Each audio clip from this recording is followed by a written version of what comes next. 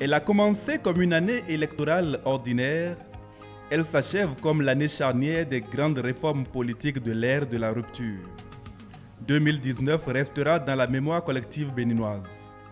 Elle fut parfois chrysogène, parfois trouble, parfois porteuse d'espoir et toujours déterminante à toutes les étapes.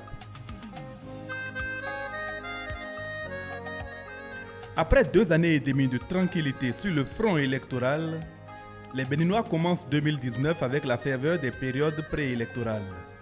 Une ferveur toutefois tempérée par le contenu des réformes électorales intervenues l'année d'avant au Palais des gouverneurs, l'Assemblée nationale béninoise. Les dispositions de la nouvelle charte des partis politiques et du code électoral tout aussi nouveau annonçaient des jours difficiles pour les formations politiques qui ne s'y conformeraient pas. Se refonder et se réformer ou disparaître, telle était l'équation. 5 partis y réussissent dans les délais prescrits pour se présenter aux législatives, mais 2 seulement sont admis à y prendre part réellement. Le défaut de conformité des dossiers jugés par l'institution en charge du scrutin, la Commission électorale nationale autonome, est perçu comme une politique d'exclusion par l'opposition.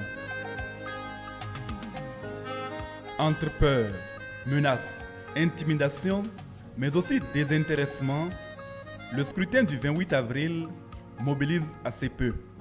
Mais ces irrégularités et perturbations ne sont pas de nature à compromettre la validité, la sincérité et la transparence du scrutin. Qu'il y a donc lieu d'en valider les résultats. Les 83 députés, 46 pour l'Union progressiste et 37 pour le Bloc républicain, ne tardent pas à s'installer et à désigner leur nouveau chef, Louis Gberounou Vlavonou, un des doyens du Parlement, discret, consensuel et grand travailleur aux yeux de ses collègues. Mais tout ne se passe pas sans heurts. Aux violences survenues contre les électeurs, les centres de vote, certains candidats et même contre la presse et les forces de sécurité le jour du scrutin, s'agrègent d'autres échauffourées, notamment au quartier Kadiaoun de Cotonou et dans les localités de Savé et Tchaourou dans le centre-nord du Bénin. Elles sont résorbées au prix d'une fermeté doublée de souplesse qui conduit en dehors des opérations de maintien de l'ordre les autorités à discuter avec les chefferies traditionnelles des régions concernées pour un retour définitif à la paix. Dans son adresse à la nation du 20 mai, le chef de l'État Patrice Talon montre qu'il a pris la mesure de la situation et annonce l'imminence d'une grande concertation nationale entre les protagonistes de cette crise inédite au Bénin, les partis politiques. Conscient que nul ne devra manquer au chantier de construction de notre pays, j'inviterai très prochainement toute la classe politique pour des échanges directs, francs et constructifs au profit de notre bien commun, le Bénin. Le temps de permettre à toutes les formations non encore enregistrées légalement de le faire, le dialogue politique s'ouvre le 10 octobre 2019. Entre-temps, le président de la République procède à son 3e remaniement ministériel. La plus marquante des nouveautés, c'est la nomination d'un porte-parole du gouvernement en la personne du ministre de la Communication, Maître Alain Orunla.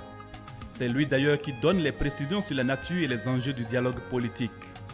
En 3 jours, 8 des 9 partis légalement enregistrés discutent et conviennent d'une réforme en profondeur du système politique national. Les grandes innovations antérieurement introduites par la charte des partis politiques sont maintenues, mais les dispositions qui avaient posé problème doivent être revues. Les 6 recommandations consensuelles induisent le vote de plusieurs lois, mais aussi la révision de la Constitution du 11 décembre 1990. Le 1er novembre est voté le test. À l'unanimité, les députés apportent plusieurs changements à la loi fondamentale béninoise. La limitation du nombre de mandats présidentiels est renforcée et celle des mandats parlementaires est introduite.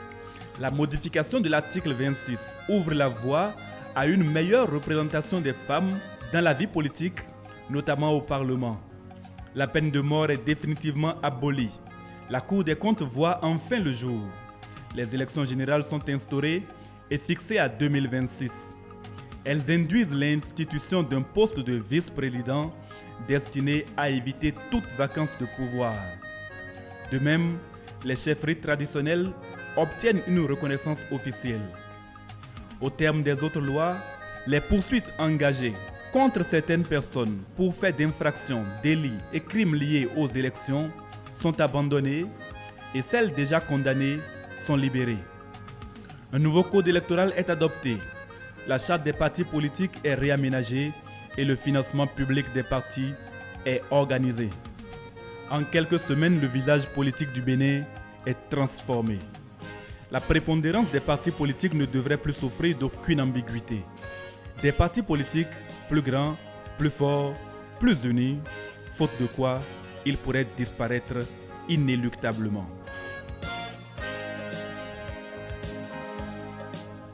Comme dit la chanson, 2019 était l'année des partis politiques.